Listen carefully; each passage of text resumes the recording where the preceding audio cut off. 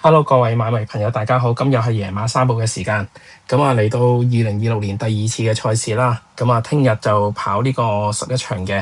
睇翻啱啱元旦日嘅賽事咧，其實就普遍啲馬都係擺前啲會好少少嘅，係啦。後追就睇步速啦，我覺得就。自己嘅 tips 咧，即係膽就有啦，好多時啲腳咧就開咗啲4、5選嗰啲出嚟啦。睇個表都係嘅。貼到啲側身嘅馬，例如笑盈喜啊、千帆區啊，呢啲我自己覺得佢哋係有進步啦，甚至個神操觀感亦都係唔錯嘅。第7場嗰隻家樂寶區就唔好彩啦，跑咗個第4啦。4連環都好分嘅，如果攞到6號、10號雙膽嘅，有啲朋友就教我就雙膽拖全餐咁買2蚊都係132蚊，之後可以試下呢啲方法啦。好少做呢啲環節嘅，其實都係一啲群組、一啲 VIP 群組入邊嘅一啲朋友啦，去體驗店嘅朋友啦。攞住份 tips 或者甚至臨場報一啲票數咧，亦都係跟到一啲嘅馬匹啦。中到啲冷門嘅。譬如話呢位朋友啦，中咗條呢個仁者傳承同埋呢個笑盈喜嘅呢條位置 Q 咧，其實呢條2+5咧都成1500幾蚊嘅啦。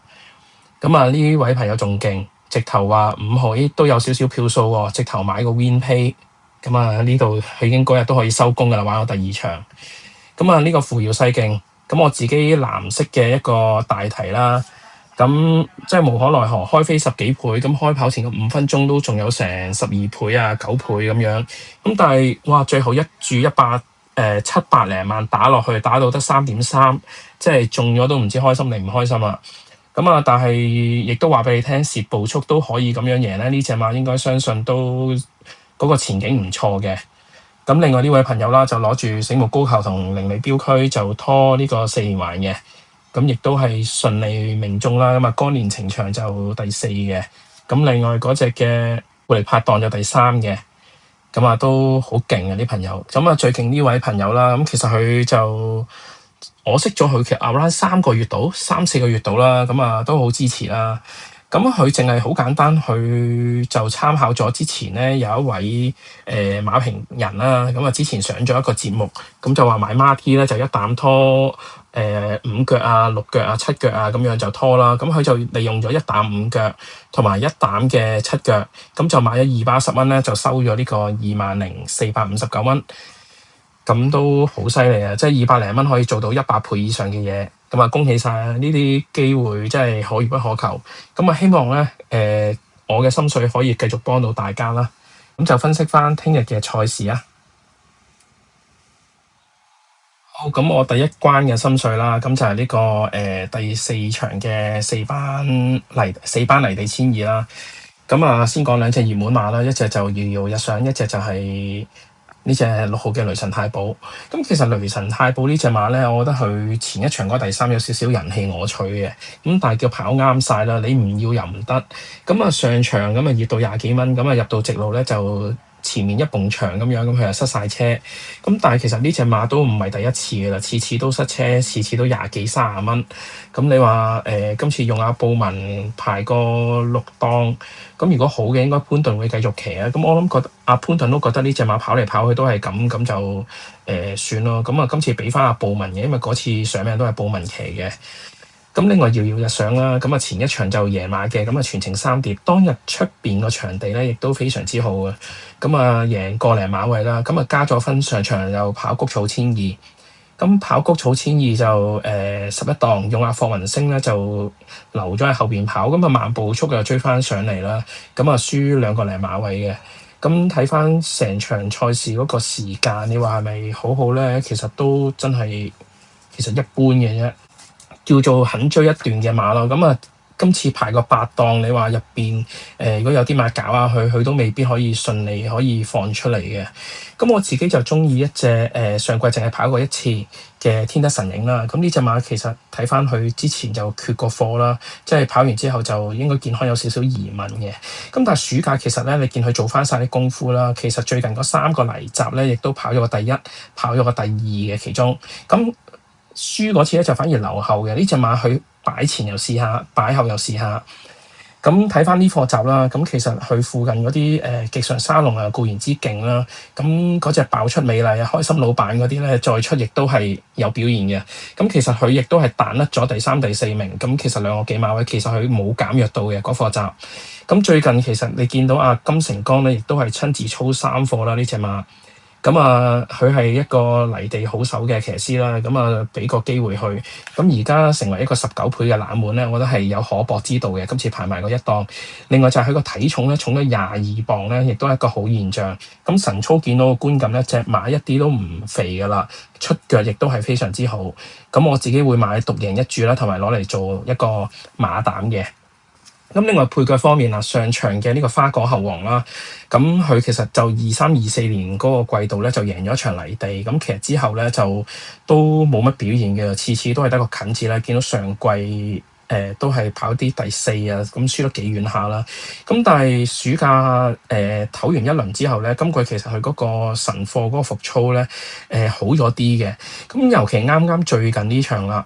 咁跑咗個沙田1002啦，就輸俾懶蛙嗰場啦，咁極慢步速嚟㗎啦，你睇。咁嗰場嘅時間咧係慢咗呢個1秒38啦，咁其實都成幾個馬位㗎啦，嗰度即係好難追㗎啦。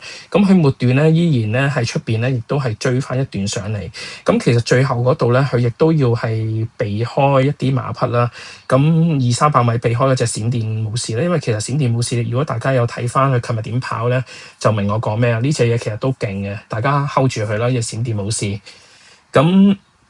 咁前面嗰啲譬如靈里標區啊，包括聽日都有份出嘅星火燎原咧，其實星火燎原我會留意翻啦。咁佢隔離亦都係有啲勇者為王，咁其實亦都係整體跑得唔差嘅馬匹嚟嘅。咁今次跑翻呢個野馬路程啦，咁排個7檔用鍾易禮，其實最近你見到最後呢4課咧都係佢操嘅，咁其實都比之前係更加重視㗎啦。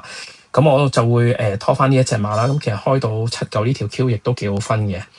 咁另外一隻馬就係起舞飛飛啦，曾經都有品提過，咁但係就冇揀過去嘅。咁其實上場谷草咧就沿途3碟咧跑咗個第5名嘅，失咗個平衡。咁嗰個時間咧，當晚個3組時間係相若啦。咁佢排8檔做呢個時間亦都係唔差噶啦。咁睇翻最近嘅晨操咧，亦都非常之好，上咗呢個從化啦。咁試咗個閘，咁嗰個閘做1分9秒7幾，其實彈甩咗後面成3個幾馬位。咁睇翻當日5做呢個試閘咧，其實咧佢係自己做翻嚟嘅呢個閘嗰個時間。咁另外做差唔多時間嘅就有熾烈神驅嘅。咁其他都係1分10秒過外噶啦。咁狀態已經嚟咗，爭咗佢個9檔咧可以點樣跑啦？咁睇翻佢過往試閘亦都曾經咧係可以擺到喺前面嘅，咁睇下出閘順唔順利啦。咁如揀完7號、9號、12號之後咧，如果配腳咧，我就會再諗下一對熱門啦，呢個遙遙日上或者呢隻雷神太保嘅。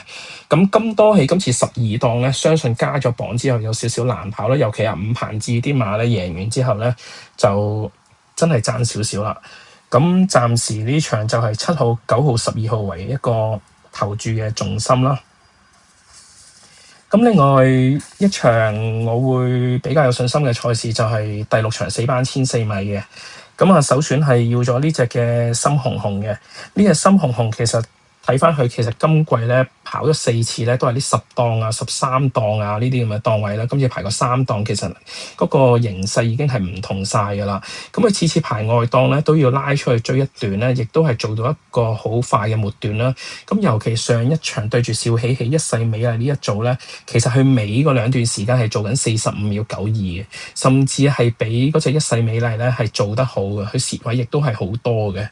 咁睇翻個晨操復課啦，今次楊明倫咧，亦都係親自操咗4課啦。見到嗰隻馬嗰個收身啊、上力嗰個程度咧，係比之前咧係更加好嘅。相信今次抽到呢個3檔呢個黃金機會咧，應該都好好珍惜，唔會浪費嘅。咁另外10號嘅龍奧凌羅啦，咁龍奧凌羅呢隻馬其實睇翻佢上場出閘咧就跳起咗嘅，最後200米先有位咧就衝咗一個第5名啦。咁附近嗰啲志滿同行咧再出亦都係贏咗噶啦。咁其實成組馬你話係咪唔識跑嘅馬咧？唔係嘅。咁譬如啱啱最近上名嘅海南寶啦，今季曾經近過嘅開心果啦、陸小鳳啊、瑞木呢啲嘅馬咧，其實亦都係一啲有競爭能力嘅，包括後邊嘅小魔怪全程4碟再出，亦都係上咗名噶啦。咁啊，今次其實落咗個草地係跳咗一課啦，見到隻馬其實嗰個速度感啊，馬嗰個馬身啦，亦都係收身收咗啊，非常之靚嘅。其實可以話呢一場如果講狀態咧，佢係應該數一數二係最靚嗰隻嚟㗎啦。咁啊，唯一擔心就係今次排11檔佢會點跑咧？咁係希望有個遮檔咧，憑呢一場對手唔多嘅情況之下，可以跑入一席啦，甚至係有機會爆冷贏埋嘅。咁今次個票數都話俾你聽，機會都有一定㗎啦。咁另外再揀落去啦，咁揀翻隻谷草初出已經有表現嘅呢隻細水長流啦。咁啊，跑咗呢兩次都係輸俾隻棒棒糖同埋呢隻津智神，兩次都係蝕步速嘅，咁而追得好嘅。咁睇翻其實咧，同兄弟姊妹入邊咧，其實係有一隻肥仔精神啦，其實就跑1600米嘅，相信佢呢個沙田長直路咧更加啱去追嘅，個氣量咧亦都係夠嘅。咁睇埋個神操最近呢3課拍跳咧，嗰啲暗火咧亦都係出咗嚟㗎啦，已經比上一次嗰啲嘅拍跳咧係明顯嗰個狀態啊，啲火氣咧亦都係見到係再好咗啊。不過你話依家即係谷草轉田草，然後變咗一個31蚊嘅大熱門咧，咁我就唔會買 win 咯，我就可能擺咗落去次選或者第3選嗰度嘅。咁呢場咧我就提供4號、10號、11號呢3隻馬匹。咁另外兩關賽事啦，咁其中一隻就係第2場2號嘅慶馳千里啦，咁就初出可以輕鬆再末段再彈得對手嚟贏，咁相信呢個班都留唔住噶啦。咁啊嗰場亦都係段速比較快啦，可以贏個幾馬位啦。咁加磅咁個歲買嘅進度咧，一定好過好多同場嘅3歲南半球嘅子嗣嘅馬匹先啦。咁啊快靚王曾經亦都缺過貨，咁呢個健康有啲擔心啦，冇游到水嘅，佢啱啱啲健康出咗問題之後。咁另外隻俏眼光跑咗3場都係做緊57秒幾嘅時間，咁暫時可能嗰個啲成熟嘅進度啦，甚至可能嗰個馬匹本身嘅質素啊、賽事嘅水準咧，未可以喺呢度夠跑啦。咁但係你話位置拖唔拖咧，可以拖一票嘅。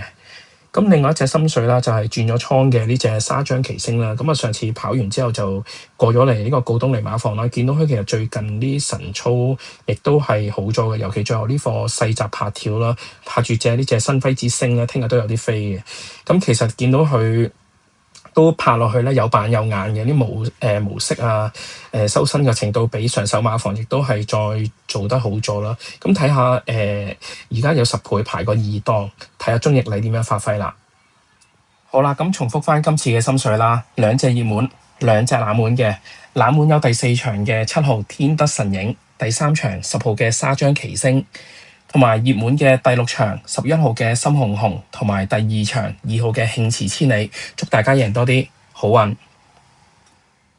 好多謝大家留意之餘咧，咁都係宣傳下啦。咁小弟有個WhatsApp 嘅群組啦，咁有 IG 啦同 Facebook 嘅，咁歡迎大家係訂閱啦、宣傳啦同埋分享啦。係啦，多謝大家先。咁我哋下期再見，拜拜。